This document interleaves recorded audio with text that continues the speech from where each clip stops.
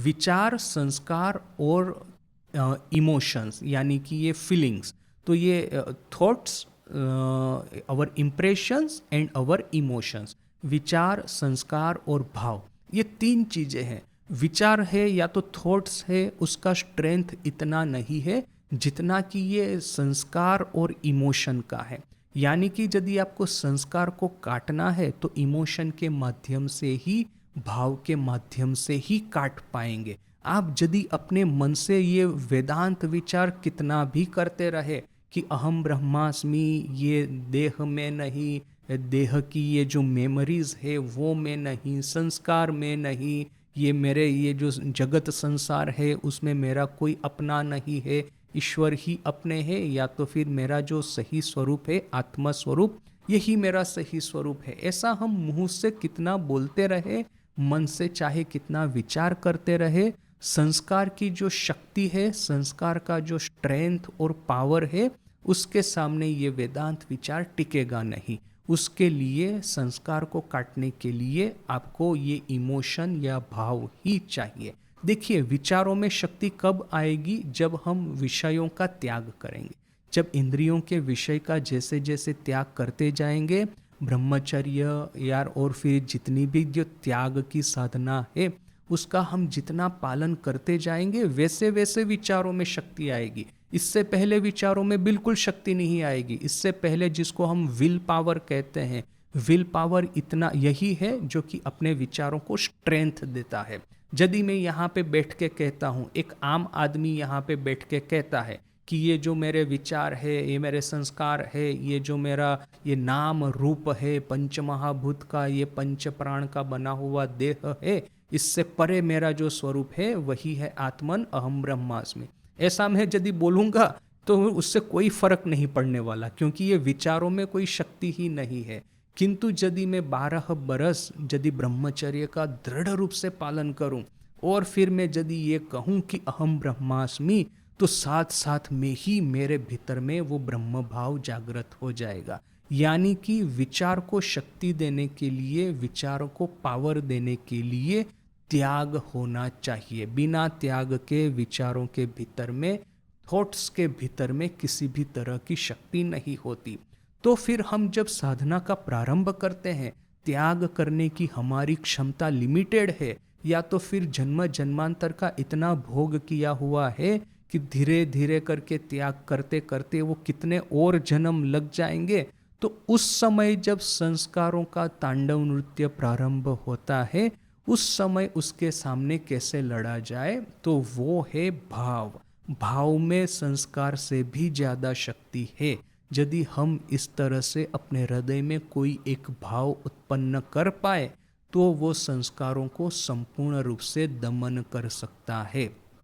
ये जो देवी का आगमन पुरातन काल में हुआ था असुर दमन के लिए, तो वही कार्य देवी अपने हृदय में बैठ करके संस्कार रूपी असुरों का दमन कर सकती है।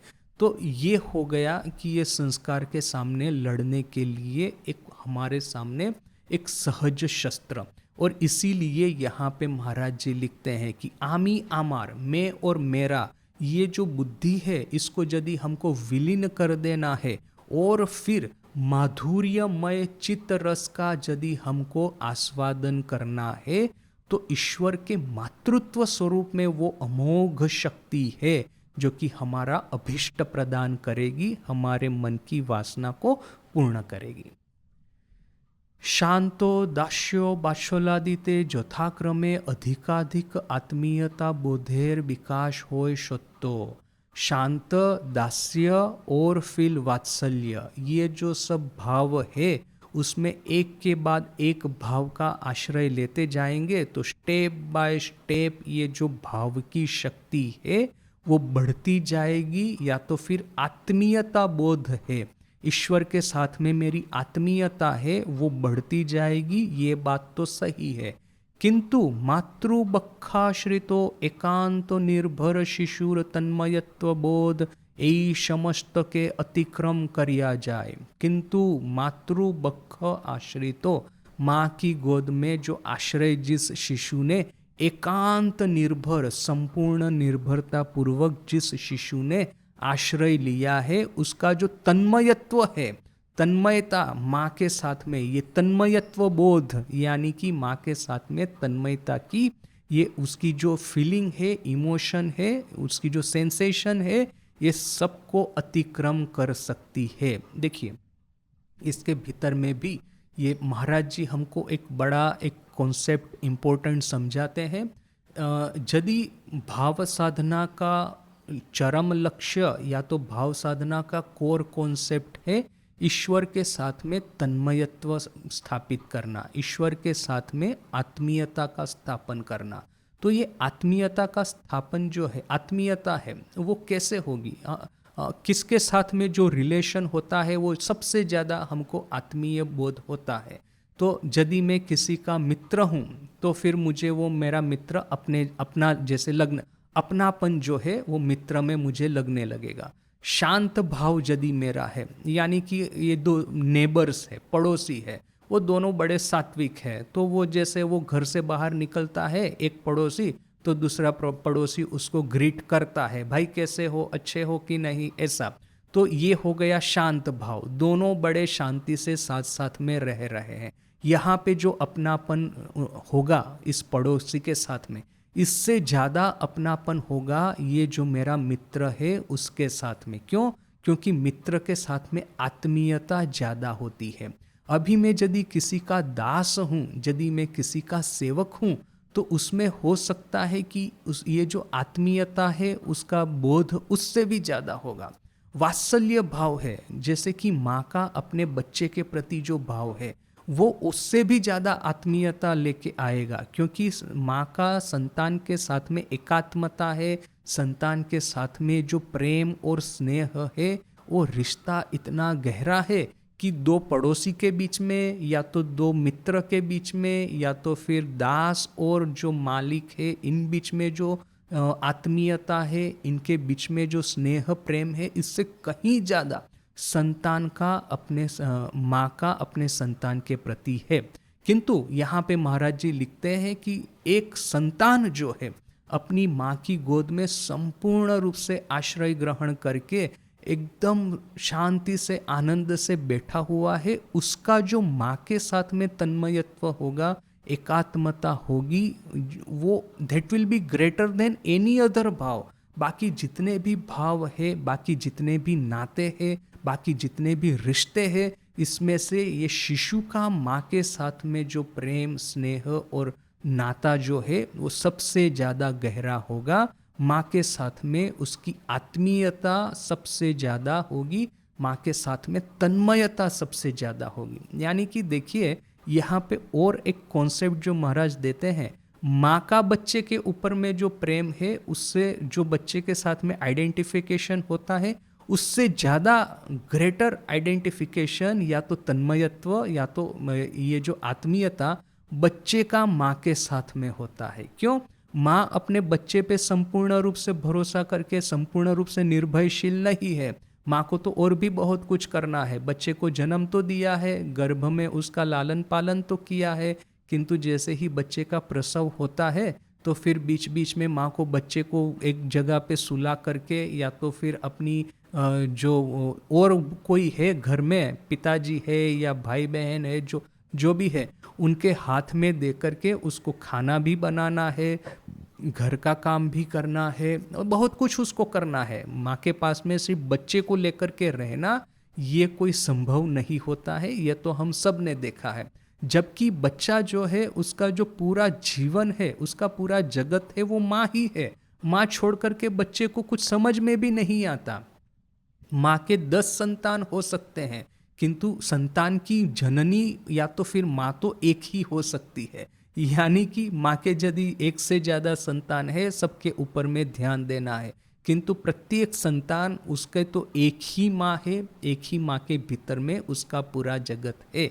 यानी कि जननी का अपने संतान के ऊपर में स्नेह है, जननी का अपने संतान के साथ में जो आइडेंटिफिकेशन है, तन्मयता है, ये इससे भी ज़्यादा तन्मयता, इससे भी ज़्यादा अपनापन, इससे भी ज़्यादा एकांत निर्भरशीलता आश्रयशीलता ये बच्चे की अपने माँ के ऊपर में होती है, यानी कि संतान भाव जननी भाव से भी ज़्यादा पावरफुल है।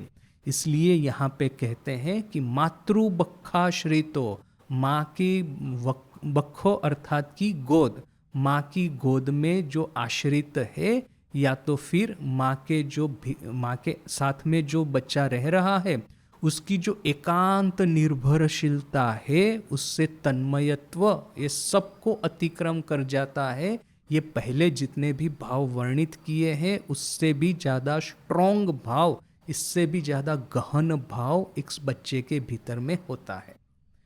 आबार साधक चाय ताहार इष्टो कृपा परबोश होइया, एवं ताहार समस्त दुर्बलता सर्व प्रकार अक्षमता भूलिया, परिपूर्ण स्नेह ताहा के कोले टान्या लई बैन। और फिर साधक चाहता है कि उसके इष्ट कृपा परवश होकर के, कृपा से विगलित होकर के, साधक की समस्त दुर्बलता है, सर्व प्रकार की अक्षमता है, उसको भूल करके स्नेह से परिपूर्ण होकर के उसको अपनी गोद में उठा ले। साधक यदि आप विधिवादी भक्ति करेंगे या तो फिर वेदांत साधना करेंगे, उसमें साधक को क्या करना है उसके लंबे लंबे उपदेश दिए गए हैं। आपको काम कांचन, ये पंचक्लेश, षडरिपु, अष्टपाश जो कुछ भी है सबका त्याग करके अपने मन को शुद्ध करके ईश्वर पे मन को एकाग्र करना है। आत्म तत्व का चिंतन, स्मरण, मनन, निधिध्यासन करना है। किंतु ये करने की क्षमता तो मेरी बड़ी लिमिटेड है, ना ही मैं अपने मन की वासनाओं से मुक्त हो सकता हूँ, ना ही मैं ईश्वर के ऊपर में संपूर्ण निर्भरशील, संपूर्ण रूप से आश्रित हो सकता हूँ। तो फिर मुझे ऐसा तो क्या है मेरे जीवन में जो कि मुझे साधना के क्षेत्र में आगे बढ़ा पाए।